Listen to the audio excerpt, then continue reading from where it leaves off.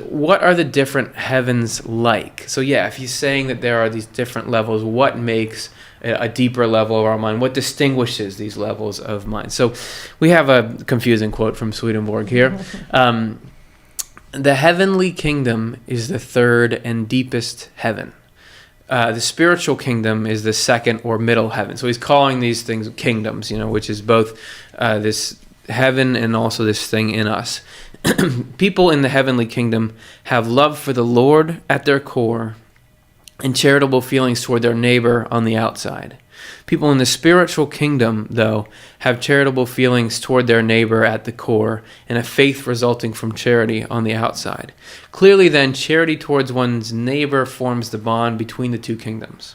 The heavenly kingdom ends with it, and the spiritual kingdom begins with it. So each takes up where the other leaves off. And before I'd been sort of like quote gathering for this, I'd never come across, or I hadn't remembered ever coming across that before, that concept. So it seems like, and if you guys are just watching this now, I'd recommend, if you have all the free time in the world, go back a few episodes. We did one.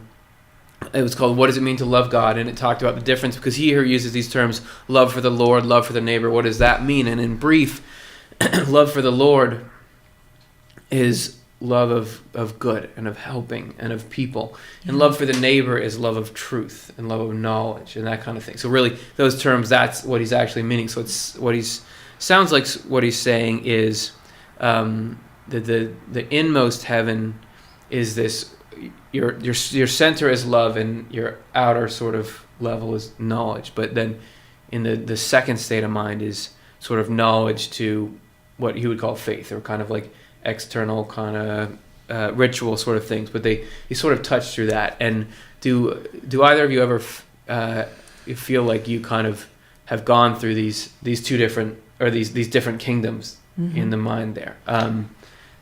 Yeah, I'm trying to think of, there's definitely times when it seems like, I get it. Like, of course, you gotta love everyone, because you think of empathy, you think of, it would feel like this to be that person. There are other times when I don't feel it. Like my grandma once said that when I was a kid, she was like, doesn't it feel better when you share with your sister?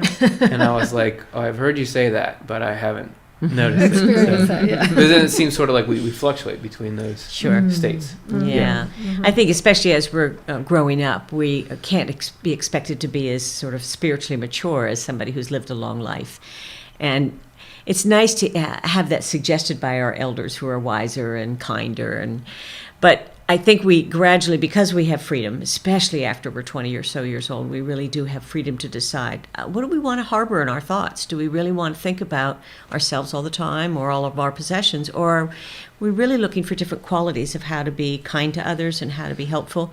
And are we doing it because maybe we want a reputation, or are we doing it because the Lord really wants us to? Right. And the closer we get to doing it because this is our way to sort of give back to the Lord, we're getting to sort of the deeper heavens when we do that. It may only be momentary, but when we get that, we get a kind of a nice feeling that flows through us. And you mentioned deeper heavens there, and Carl, I was thinking you were talking about the Latin word that Swedenborg uses, because you think, okay, levels of heaven. All right, well, I want to be on the top level of heaven, so that or I want, because I want like the I want my apartment on the top floor so I have the best view. Penthouse. Penthouse heaven. So, but you mentioned that the word that Swedenborg uses, it actually, highest means inmost, right? Yeah. The word is altus.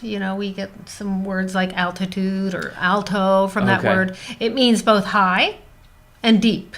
Okay. So inmost is a good way of looking at that. I mean, our deepest stuff is what. Just the way those two words interact is interesting. Yeah. When we talk about things we care about, and but that's the Latin. Well, it makes sense. I mean, we just in common, just the way people talk about things. Those are both very desirable. This is my highest thoughts, my deepest thoughts. Yeah. Those don't seem far away experience, from each other. kind of a right.